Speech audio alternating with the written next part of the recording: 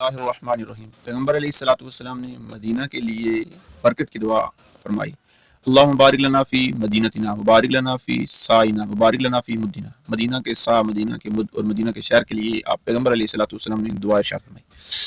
پیغمبر علیہ الصلوۃ والسلام نے فرمایا کہ یا الہی، آپ کے خلیل، آپ کے نبی حضرت ابراہیم علیہ الصلوۃ والسلام نے مکہ کے لیے دعا فرمائی، میں ویسی ہی دعا آپ سے مدینہ کے لیے کرتا ہوں۔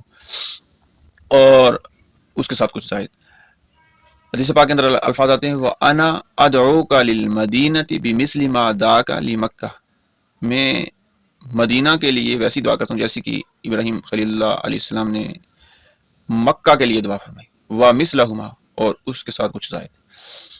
مدینہ کے لیے پیغمبر علیہ السلام نے دعا ارشاد فرمائی، مدینہ میں برکت کی دعا ارشاد فرمائی، مدینہ کے سا اور مد میں برکت کے لیے، مدینہ کے شہر میں برکت کے لیے، اور مدینہ کے ساتھ خصوصیت کے ساتھ دعا فرمائی۔ بلکہ ایک اور روایت میں آپ علیہ السلام نے ارشاد فرمایا کہ جو مدینہ کی تکلیفوں مشقتوں کو برداشت کر کے مدینہ میں قیام پذیر رہا، کل قیامت کے دن میں اس کے لیے سفارش کروں گا۔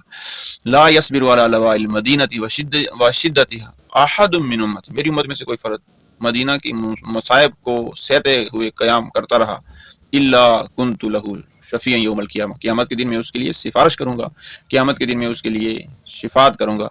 اللہ رب العزت ہم سب کو مدینہ طیبہ کی زیارت اور مدینہ طیبہ میں قیام اور مدینہ کا احترام بھی بجا لانے کی توفیق عطا فرمائے، آمین۔